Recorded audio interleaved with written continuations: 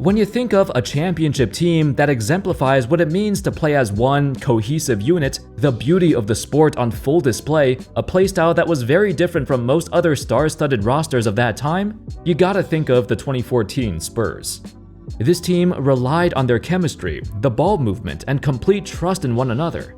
After such a demoralizing defeat the year prior, which led to murmurs of how can they recover from this? At their age, this might have been their last chance to win the title. It's easy to fold and say, hey, we gave it our best shot. But for them, it was a story of revenge, just as much as it was about teamwork. Everything came together for one magical playoff run that changed the NBA forever. The 2014 San Antonio Spurs were the precursor to the Warriors dynasty, a team that utilized motion offense to its fullest potential. Heck, nowadays, multiple coaches have cited the 2014 Spurs as the model example of what the perfect offense looks like, and they've tried to emulate it. They were number 1 in the league in passes per game with 330.7, and not a single player averaged over 17 points a game. So, as dominant as they were, and as much as their playstyle has been praised over the years, why couldn't this Spurs team squeeze out another title or two in the years after 2014? How's it going, folks? My name's Andy, and without further ado, let's begin. While the Spurs have been a dominant franchise for such a long time, winning 5 titles in the span of 15 years, this 2014 iteration of this team was quite unique from the others. For one, there was no true superstar on this squad. Their main core of players was getting older, and no longer the same dominant players they once were. This was, believe it or not, a transition period for the franchise, as they started to bring in more and more youth to combat their aging roster, with the additions of Danny Green, Patty Mills, and of course, third-year player Kawhi Leonard, a superstar in the making, but he wasn't there yet. They brought in young legs, a youthful energy that this franchise desperately needed to return to championship status. This was before Kawhi truly blossomed into a star. He was good, but mostly regarded as a defensive player. Even so, this was his first year making an all-defensive team. We knew about his potential, but it only came in spurts. In fact, his performance in the 2014 finals was his breakout series. Not just being the primary defender on LeBron, but he also showcased his offensive abilities on the biggest stage. It was clear that he would eventually take over as the Spurs franchise player. Right from the start, the Clippers proved to be much tougher than they thought. Every time the Spurs won or blew them out, we thought they figured them out, but the Clips would always clap back, and it was such an evenly matched series. The Spurs even had a 3-2 series lead going back to their home court, and we thought it was going to end here. It did not. The resilient Clippers were hungrier than ever. After having a total meltdown against the Thunder the year prior, they were playing like their lives were on the line now. They were the league's #1 ranked offense, the best pick-and-roll team, and way more athletic than the Spurs. It was difficult to contain them. Tony Parker was awful, partly due to soreness in his right Achilles. That explosiveness, that first step he's always been known for, was non-existent in this series. He looked like a shell of his former self. When he did get to the rim, he had a hard time finishing or getting any lift. In hindsight, this was the best Clippers team during this era, and this series, they played at their absolute peak. The Spurs ultimately lost in 7, but this was, in my opinion, the most exciting series in the entire postseason. It's a shame 2 legitimate contenders matched up so early in the first round. And funny enough, this was the reason the NBA changed the seeding rules a year later.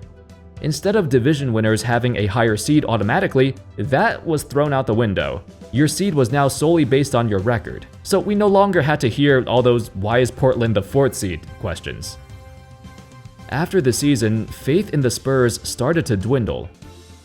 Over the offseason, the Spurs made a crucial acquisition that catapulted them back into championship conversation: LaMarcus Aldridge. This was also the year Kawhi Leonard evolved into a true superstar, winning back-to-back Defensive Player of the Year awards, and his first year making the All-NBA first team, and he shot a career-high 44% from 3. Everything went according to plan, and the Spurs managed to win an astounding 67 games, a franchise record. For all their success and renewed aspirations to reclaim the title, they were overshadowed the entire season. Lo and behold, another team happened to win 73 games, breaking the NBA record. You might have heard of them. The Warriors made another massive jump. Interestingly enough, in terms of point differential, these two teams were actually very close. If we're going by point differential, the Spurs had the 8th best regular season in history, while the Warriors had the 7th best, despite having the best record ever. This set the stage for a much anticipated conference finals matchup between the two powerhouses. Oh, wait, what's this? Looks like this heavily anticipated matchup has to wait. In the second round of the playoffs, the Spurs ran into an obstacle they could not overcome. 2 years ago, the Spurs defeated the Thunder, but this time, it was different. The Spurs could not match the athleticism and youth of the Thunder, whose superstars were now in their primes, and San Antonio had no answer. Most importantly, it was the Thunder's big men that really throttled the Spurs. I remember watching the series when it happened, and it was probably the only time in my life that Tim Duncan looked old. His longevity was taken for granted, but this time he looked really completely outmatched. Dare I say it, he was getting abused down there. In the 6-game series, the Thunder out-rebounded the Spurs by 45. They also had a staggering offensive rebounding rate of 28%, compared to the Spurs' 19%. Steven Adams, Enes Kanter, and Russell Westbrook combined to grab 55 offensive boards in the series, which was more than the Spurs' entire team, which got 47. Duncan had the worst series of his entire life, averaging 6 points and 4 rebounds, 36% shooting, and he was completely unplayable. It was shocking how bad he was. You know, we joke that Steven Adams and Enes Kanter forced him into retirement, but that's not far from the truth. Years later, Duncan even admitted, after the series, oh, he knew it was time.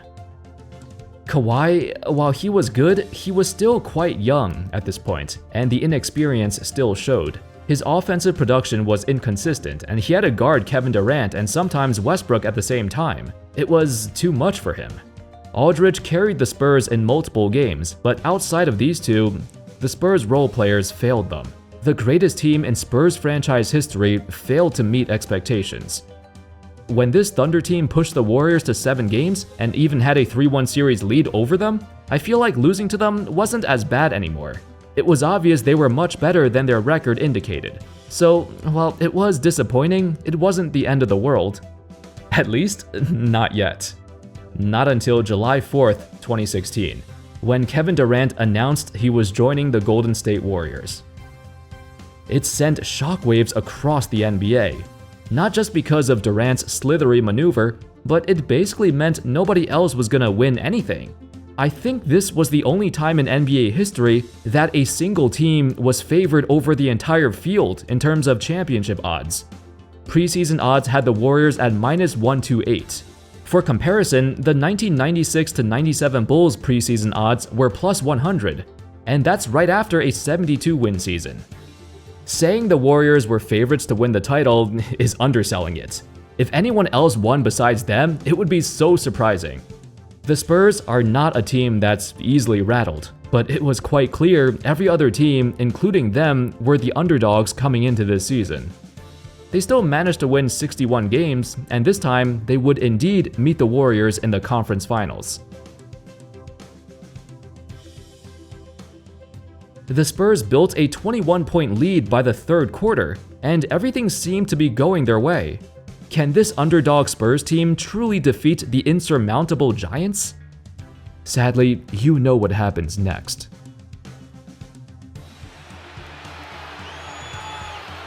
Again, that's what they call all the time when you get your feet into the landing space of the shooter. The most untimely injury I've ever seen.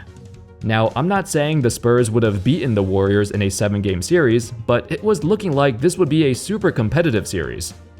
I mean, we've been waiting for this matchup for a long time. All we hoped for was a healthy series between these two teams, and we couldn't even get that. Kawhi Leonard's injury signaled not just the Spurs' eventual defeat, but the end of the road for this era of the franchise. With Kawhi Leonard missing basically the entire following season, including the playoffs, resulting in his trade, they were no longer in the position to win another title. This drama-filled season centered around Kawhi's injury, or lack of injury. According to the skeptics, many believed he was faking it. In hindsight, we realize that Kawhi is just very injury-prone and has some degenerative conditions that take a long time to recover, if it ever does recover. It was the beginning of a long list of injuries and rehab that he's gone through over the span of many seasons.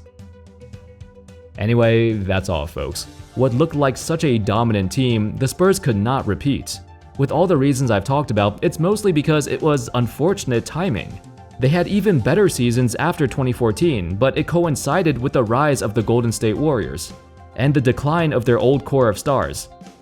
Against the Thunder or Clippers, they didn't match up as well as they hoped either. Their regressing athleticism and slower-paced style struggled to guard them.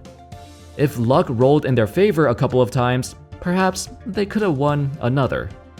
Thank you all so much for watching. I hope y'all enjoyed the video, and of course, as always, I'll see you next time. Peace.